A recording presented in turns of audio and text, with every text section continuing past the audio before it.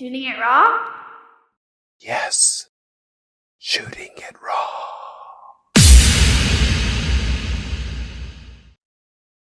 Okay, so I have to go into the first photo. And so in this photo, you're standing on the side of the road in a t-shirt. It's sunny. You're holding up the Israeli flag. There's one car that's going away from you. You know, I've been to Israel, so I can, every country has its own smell. And whenever I get off the plane, Israel always smells like something very specific to me. And so then when I see the photo of you, the flag is caught in the wind. There's bright sun. You're standing in a t-shirt. I can't read what it says. You're in jeans and you're looking at the photographer. It's a big, beautiful sky. So why is this photo important? Why start with this photo? Okay, so I don't know if you all know, but about 6 months ago, during the whole last summer, we've been protesting against the government plan to change democracy in Israel. This photo was taken in one of those demonstrations. Me and my whole family, we used to go out to demonstrate twice or even 3 times a week in the main junction in the northern part of Israel. Actually, this junction where this photo was taken is less than 5 minutes away from home, and it's one of those junctions where I think about at least 50 people were killed on the 7th of October. So 6 months ago, we demonstrate against the government trying to destroy democracy, and this photo shows one of those moments. Right behind the photographer, there is hundreds of people standing. You can see them, but you can see myself. We all hold the Israeli flags that we choose to. I always choose to hold the Israeli flag. I never hold different kind of flags, just the Israeli flags, because for me it's unite everybody of us, all of us. And that photo was took 6 months ago. In that junction, like 3 months after the photo was taken, the whole world turned upside down, and in the same junction, the same spot where I'm standing, there was a massacre. The place where I'm standing on that photo, there's a bus station. Every time we went to demonstrate that time, every now and again there's a bus stopping and a lot of workers going, people coming out from that bus. Many of them were Gaza people, just ordinary workers coming daily work, coming to work in Israel. That photo was taken in the afternoon, so they, at the end of the day, they're heading back home.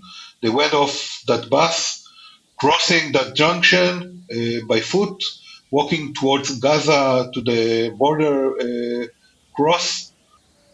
Walking through that demonstration, we could see them in the eyes. They could look on our eyes, and it's a strange situation. And that morning after 7th of October, I was thinking a lot about it. How many of them were coming to Israel not just to work, but maybe to, I don't know, to get some information about us, to learn all the places, to learn the road, to be a spy. Few months ago, it was I was so naive. You can see that in the picture. And that morning, 7th of October, everything turned over. Everything changed, yeah. Everything changed, completely changed. 160 degrees. Yeah, you mean 180 degrees is more like the exact flip. 360. I keep those 20% hope in my heart. Okay. I this is the thing. This is the thing that I want, that I'd love for listeners to understand. You, you live on a kibbutz, and the kibbutz is this naive idea. It's this crazy idea of people getting together who are like family, who, you know, call each other friends. I mean, that's the, instead of members, it's like you're friends. And it's a big family. You eat together often, or you don't have to, but sometimes you eat together. You have your own homes. It's like when people look into your heart and they look into the photograph, like here you are, you're holding up the flag, okay, look, maybe for the people who don't like um, people who carry flags and all this stuff to be patriotic and whatever, but there you're protesting the government's attempt to erode the courts and change democracy and change the nation.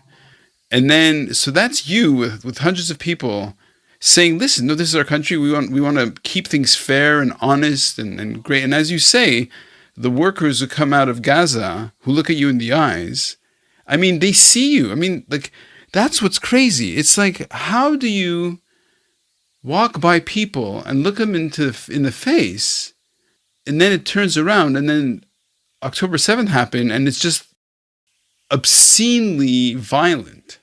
And so I don't have a question. I'm just saying, like, hold, like, what the fuck? Like, that's crazy. Like, it's just insane. It is. You started talking about the kibbutz, so I want to just say a few words about it. First of all, as you know, I live in a kibbutz. I work in another kibbutz as a kibbutz manager, community manager. Us kibbutzniks, people who live in the kibbutz, we call ourselves chaverim. Chaverim in Hebrew have two meanings in English. It can be a friend, chaver, a friend, or a member. It's also Hmm.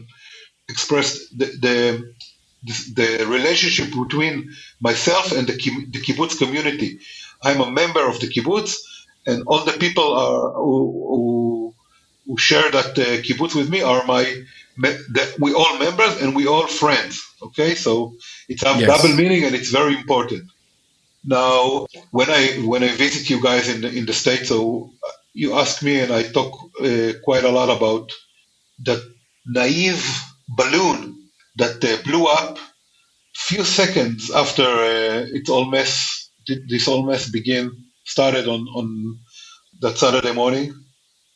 But I mean, who doesn't want to live in a naive world, a peaceful place where everybody friends and everybody equal and everybody go to work in the morning and come back to their safe house at the end of the day. Is that naive? Is that something too much to ask? I mean, every single person in the world looking for this. I mean, we all have goals and dreams, but everybody dreams about this kind of thing. Us, the kibbutzniks, it's the highest dream. I mean, we have different, I don't know, a different way of looking at a lot of things. I mean, democracy, about politics stuff. But there's one thing that makes us all together is that naive dream. And I believe that the Gaza people are naive exactly the same as I am. I still think they are. Not all of them, but still some of them. Most of them were being fooled by Hamas, but I will still look for, try to achieve that naive dream every day. But right now, I know it's unreachable. I keep saying it to myself, to my family, to my community. It's not a naive time. We're living in unnaive. Yeah, the innocence is gone in a Yeah, way. innocence is completely gone. Blew up. It's blew up in a lot. It's been blew up in a lot of dynamite, in a lot of hate, in a lot of Yeah. fire. Yeah. It's blew up, but that naive fire is still inside of us. Right. Okay. Well, because of how the podcast works, we now have to go to the next photo. We're going to go by your photos pretty quick, about 15 minutes per photo, and hopefully in that way get people to care and connect with what you're saying. Ran, Next photo? yeah, let's go through the photo. But you probably remember last Friday I sent you a photo, another photo Yes. of that rainbow. Yes. I was talking about that rain, and that rainbow I took just 2 days ago, early in the morning when the sun just came up, right outside my house. It shows there's a full rainbow, a beautiful one, coming from one side of the rainbow started on the northern part of Gaza, and the other part landed on Ashkelon city, and it's actually draw the course of the missiles that we keep seeing lately. When people shoot missiles. But yeah, it's exactly the course of the missile. But this morning it was a rainbow, talking about naive. Wow, that's a naive picture. Yeah, if it's okay with you, I'll include it in the podcast. Please do.